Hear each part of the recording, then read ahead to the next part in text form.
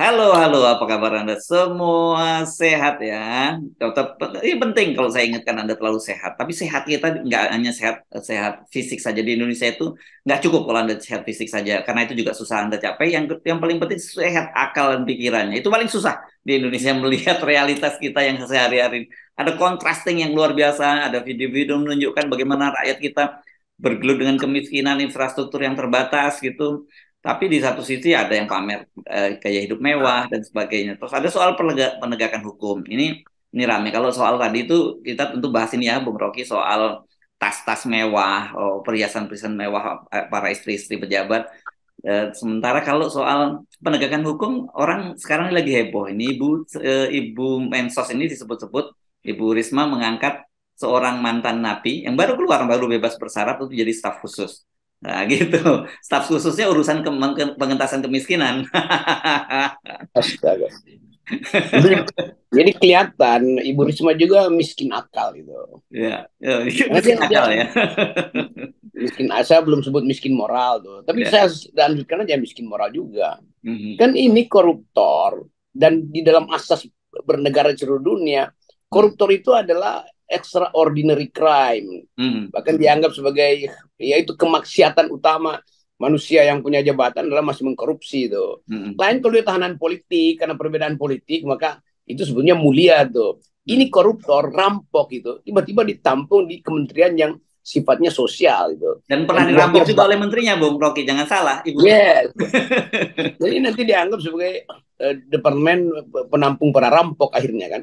Ini Ya. ini ini kan mestinya sinyal itu udah ada lah minimal irjennya Ibu Mensos ini Mhm. Bu Risma kasih tahu nggak boleh Bu. Mhm. Jadi fungsi dari irjen di semua kementerian departemen adalah memberitahu dua hal. Satu, potensi konflik of interest. Yang kedua, kasus-kasus yang melibatkan pejabat tinggi di wilayah manapun supaya irjen itu tahu ini bahaya nih, langsung dilaporin ke apa namanya nih kantornya urusan urusan ombudsman kah atau Mhm. aparatur negara itu. Jadi sebetulnya ini kan kasus yang biasa aja kita dengar di mana-mana. Mas Ibu Risma nggak ngerti itu. Jadi Mhm. bahaya juga nih Ibu Risma memimpin dengan fasilitas yang miskin moral dan miskin akal. Nah itu Ya. juga terjadi di mana-mana tuh yang Mhm. Mhm. uh, banyak menteri baru tokoh politik itu terlibat kasus tiba-tiba dieluk-elukkan kembali itu. Padahal sebetulnya Ya, benar, catatan benar, benar, sejarah itu benar. yang mesti jadi record bahwa ini nggak bisa itu. Nah, Ya, ya. sementara tahanan politik justru udah udah dapat hukuman masih dapat hukuman sosial nggak boleh kemana-mana. Habib Rizik sampai sekarang masih tahanan kota apa-apa. Padahal Iya, Habib iya. Rizik kan nggak korupsi, dia lakukan perlawanan politik Mhm. sebagai oposisi itu. Jadi Mhm. beda antara oposisi dan korupsi. Nah, Ya. korupsi itu artinya merampok hak rakyat untuk sejahtera. Oposisi justru mengingatkan bahwa negara itu bisa merampok hak rakyat untuk memperoleh keadilan kan itu Ya, ya. bedanya. Dan perlu kita ingatkan sebenarnya apapun namanya itu koruptor atau apa, sama-sama maling sebenarnya. Bahkan lebih terhormat maling yang saya kira mungkin karena keterbatasan. Ya kita nggak tepat juga loh kalau ngomongin apa lebih terhormat. Grade-nya itu lebih berat koruptor lah gitu. Kalau koruptor ini kan karena rakus ya, dia maling karena rakus. Sementara kalau maling ayam, jambret dan sebagainya itu karena dia kelaparan, nggak punya pekerjaan dan sebagainya kan gitu. Ya kita percaya ada prinsip di dalam etika Aristotelian. Maling itu bisa kita hormati karena motif maling itu karena dia lapar itu. Tapi Mm-mm. koruptor karena dia kenyang masih masa dia masih merampok kan itu Mm. bedanya tuh. Jadi bahkan di dalam kejahatan yang harus kita hormati kejahatan yang datang dari kebutuhan itu. Ya. Kalau koruptor dia nggak butuh apa-apa kok masih merampok gitu kan. Ini Mm. betul sekali bahwa mending kita hormati maling yang betul-betul ya dasar hidupnya itu yang disebut eh, kebutuhan basic needs-nya nggak terpenuhi, Mm. maka di dalam teori psikologi dia akan ambil risiko untuk melampaui kebutuhan security-nya. Dia tahu dia akan tertangkap kok, tapi dia Mm. lampaui itu demi perut anak dan istrinya tuh. Nah kalau koruptor perutnya udah gendut, anak istrinya udah tenteng tas mewah, ngapain masih ngambil duit negara kan kan ngaco Ya, tuh. ya, ya, ya. Dan kita ingatkan Pak Tasdi ini adalah mantan Bupati Purbalingga ya. Dua hal yang beda. Ada Probolinggo Jawa Timur, Purbalingga di Ya, Jawa Tengah. Ini kader PDIP di sana. Ini korupsinya juga sangat tidak terhormat Bung Rocky karena ini dana pembangunan Islamic Center. Nah, coba. Ini udah berlipat-lipat nih, ada urusan dunia akhirat ini, Bung Rocky.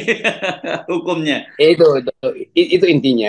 Gimana kita mau tegur Ibu Risma tuh? Apa Hmm. alasan Ibu Risma misalnya? Oh, dia Hmm. punya kapasitas. Oh, dia udah bebas. Iya, tapi ini dua hal. Dia merampok uang itu satu hal. Dia merampok kesejahteraan rohani itu hal yang lain kan. Kan Hmm. seluruh kerohanian kita tuh ambruk karena merampas si koruptor itu. Kalau diambil duit parkir ya bisa lah. Ini duit tempat kita berharap ada pembentukan batin pada manusia itu Islamic Center itu. Jadi dari segi akal aja dia nggak punya gitu kan. Masa Hmm. Ibu Risma masih mengiyakan itu? Ibu Risma berarti nggak punya akal juga. Tapi Atau begini ya, PDIP secara keseluruhan itu. ya Kan tadi PDIP juga tahu kan. ya tadi Anda bilang kan bahwa masa Irjen segala macam itu tidak bekerja ya, tidak bekerja mekanisme internalnya. Ini bisa jadi kan mentalitas dari para birokrat kita ini yes man gitu. Dan kita tahu apalagi saya baca-baca beritanya, oh ternyata ini Tasdi ini adalah orang kader PDIP yang sudah dipecat sebenarnya, tapi yang sebenarnya sangat disayang oleh Ibu Mega, dibanggakan oleh Ibu Mega karena mulai dari supir truk jadi kader PDIP dan kemudian sampai anggota DPRD dan jadi bupati. Ini pernah disebut di dalam pidatonya Ibu Mega pada hari ulang tahun ke-50 kemarin nih, Bung Rocky. Itu ya oke, Wong Cili itu kan nama generik dari PDIP. Wong Cili Ya. oke. Hmm. Tapi kan sebagai nama nama generik kita lihat di situ ada stratifikasi Wong Cili. Ada Wong yang betul-betul Cili, ada Hmm. Wong yang betul-betul licik itu. Ya, Ini ya. bagian Wong licik ini. Wong liciknya ini yang mesti kita Ibu Mega mesti katakan, oh saya pikir tadi Wong Cili, ternyata Wong licik. Kan Hmm. mesti ada tuh satu kesepakatan untuk menegur itu dan memberitahu bahwa nggak bisa dia uh, diangkat sebagai staf ahli itu. Jadi Ibu Mega mungkin sekarang bingung juga tuh mau ngomongin apa itu. Karena Hmm. mungkin Ibu Mega udah lupa tuh. Karena pada Hmm. waktu itu memang yang bersangkutan oke okay, dia bermutu atau tetapi kan itu disembunyikan begitu dapat jabatan orang itu diuji ketika jabatannya ada. Ya, ya, ya. Dan ini sekarang ngeles ini juru bicara di Kementerian Sosial dia menyatakan bahwa ini belum ada SK-nya gitu. Tetapi dari pengakuan Tasti sendiri dan ada fotonya dia bersama dengan Ibu Risma, dia sudah mendapat tugas khusus sebagai pengentasan kemiskinan dan dia sudah akan keliling ke daerah kata dia. Dia dapat tugas ke Aceh, ke Natuna dan sebagainya. Nah, ini yang Anda tadi menyebutkan kok ada satu dia dapat jabatan, kedua dia bisa keliling Indonesia. Padahal seperti Habib Rizik dia bilang bebas bersyarat, sama-sama bebas bersyarat ini Bung Rocky. Dia mengaku jadi tahanan kota. Dari sini aja ini kan sebenarnya udah ini benar-benar double kontras lah begitu ya. Inilah soal-soal yang suka bikin saya murka di Hmm. pengadilan kalau saya jadi saksi. Hmm. Karena nggak ada basis etik itu. Jaksa-jaksa kita juga ngaco tuh banyak yang dungu tuh. Dan kesulitan kita adalah meminta peradilan kita itu betul-betul paham tentang apa justice itu apa sebetulnya. Kalau seseorang itu disebut narapidana itu apa artinya buat dia tuh. Jadi bagian-bagian inti dari penegakan hukum itu menyebabkan semua orang merasa ya gampang lah. Lu korupsi juga ntar besok juga bebas tuh. Kalau lu bikin salah nanti dibela oleh juru bicaranya tuh. Kan bagaimana mungkin juru bicara Ibu Risma itu menerangkan hal yang administratif. Ini bukan soal administrasi. Oh, ini belum diangkat, berarti akan diangkat gitu. Kebetulan langsung jadi kausa celebre Belum di ada SK katanya itu belum yang disebut belum ada SK. Berarti sudah diangkat belum ada SK gitu. Jadi sebetulnya memang Depsos ini yang busuk juga sebetulnya. Kan mestinya si kepala humas itu justru dengan keberanian mengatakan oke okay, kami akan evaluasi karena ada masukan publik. Walaupun dia sudah tahu dari awal, tapi masa pasti bisa begitu. Tapi dia panik kan, nanti bagaimana pertanggungjawaban humasnya tuh, oh belum ada SK tuh. Ya, SK apa? SK pengangkatan. Oke berarti 2 jam lagi akan ada SK untuk mengangkat seorang koruptor yang menyusahkan rakyat, tapi sekarang mesti pergi ke daerah-daerah miskin buat pamer bahwa dia paham soal itu. Dia paham tentang cara merampok orang miskin itu dasarnya tuh. Oke, ini kan benar-benar ya. Jadi kita dihadapkan dari situasi yang kita sebut pembusukan itu terjadi di mana-mana, ya. Bung Rocky di satu sisi tadi itu, ya ini karena dan semua itu terjadi ya karena pemerintahnya sendiri. Bagaimana mungkin ada perlakuan yang berbeda antara seorang narapidana yang sama-sama bebas bersyarat, yang satu lebih terhormat karena dia politik, yang satu lebih nista karena dia koruptor gitu. Kemudian kita juga lihat di satu sisi kemudian orang juga tidak malu-malu pamer kekayaan di mana-mana dan orang sebenarnya memang di Indonesia itu jadi koruptor jadi nggak takut Bung Rocky karena satu ketika dia ditangkap ya dia nanti akan dapat perlakuan enak di penjara, dia bisa liburan, berlibur lah di LP, tetap kaya raya gitu. Dan kedua kalau punya akses politik begitu lepas dia bisa dapat jabatan baru lagi. Coba misalnya bayangkan, kenapa nggak Habib Rizik dijadiin staf khususnya Ibu Risma misalnya itu? Yang Kan dia benar. bersih kan? Nah itu, kenapa nggak Habib Rizik yang diajak Sri Mulyani untuk nerangin soal integritas tuh? FPI itu nggak ada yang korupsi di situ. Dan perubahan wajah FPI diperlihatkan melalui perubahan mental mereka tuh yang sekarang jadi relawan di mana-mana. Atau dibubarkan itu kan. Kan sinting di negeri ini. Mestinya orang semacam Habib Rizik itu dimuliakan. Dia memang pernah bikin kriminal, udah dihukum karena ngebuk apa segala macam. Itu zaman SBY itu. Tapi setelah itu dia beroposisi untuk memberi nilai atau menilai kebijakan pemerintah yang gagal memberantas korupsi. Nah sekarang koruptornya dianggap sebagai penasehat. Lo Habib Rizik bingung sendiri tuh. Nah gue yang inget-ingetin gue masih dihukum. Nah koruptor yang gue ingetin justru jadi staf khusus kan. Di mana nih itu yang saya tuntut supaya Sri Mulyani, Mahfud MD segala macam itu lakukan semacam radical break tuh. Supaya yang hendak dilihat publik bukan sekedar basa-basi di depan kamera, oh saya dengan Pak Mahfud akan sama-sama. Enggak, itu mental Anda tuh rusak gitu, itu soalnya tuh. Jadi kamera apapun yang Anda pasang tetap terbaca bahwa mental Anda rusak.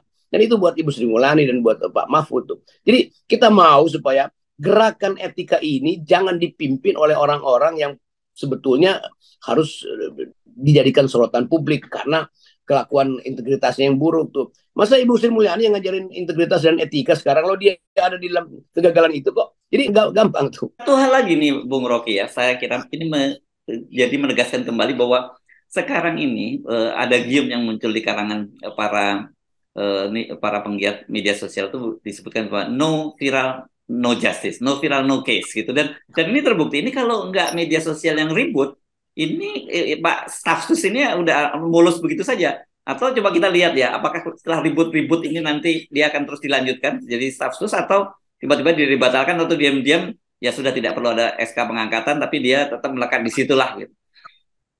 Ini yang ketahuan yang kelihatan karena kemudian ada berita. Bayangkan misalnya penggantian dirjen atau dirjen atau bahkan kepala direktorat yang eselon 3 ke bawah sedikit gitu atau 2 ke bawah sedikit. Yang nggak pernah dibaca media tuh. Yang di dalamnya ada dirjen yang diasuh oleh seorang oligarki disisipkan ke departemen yang khusus menangani masalah energi atau masalah hutan. Kan semua itu kan kita bisa tahu dari awal tuh recordnya apa tuh. Kebetulan belum terbaca oleh netizen. Tapi kan banyak betul di situ kan. Di departemen Ibu Sri Mulyani berapa banyak petugas pajak yang diasuh oleh oligarki sejak dari masih pejabat rendahan di satu kabupaten tuh. Itu diternakin di situ. Jadi record ini semuanya mestinya dibaca oleh Irjen tuh. Tapi Irjen kan kalau udah diperintah menteri kan dia iya aja kan. Padahal sebetulnya fungsi Irjen adalah mengawasi menteri. Ini dungunya di situ tuh public ethics kita. Ini semakin melengkapi itu ya, Bung Rocky, heboh di Kementerian Keuangan, ditambah lagi BPN yang pamer-pamer gaya lagi sekarang apa yang terjadi di Kementerian Sosial gitu ya. Oke, oke Ibu Risma tidak terlibat korupsinya, tapi mengangkat seorang koruptor menjadi staf khusus itu menurut saya jauh lebih buruk dibandingkan Betul. pelaku korupsi itu sendiri gitu ya. Ya jadi memanfaatkan koruptor itu artinya korupsi 2 kali itu. Dia nggak mau namanya rusak, maka dia pakai orang rusak itu. Supaya nanti kalau ada masalah, kan dia udah koruptor kan. Saya nggak tahu sih. Jadi soal-soal beginian, hierarki nilai itu tidak berlaku pada masyarakat kita karena yang nilai yang paling tinggi yang harus ditunjukkan oleh 2 perempuan di kabinet ini, Sri Mulyani dan Ibu Risma, justru paling buruk tuh. Padahal sebetulnya perempuan itu dideskripsikan di dalam politik dunia sekarang sebagai makhluk yang mampu untuk melihat keadilan secara lengkap itu.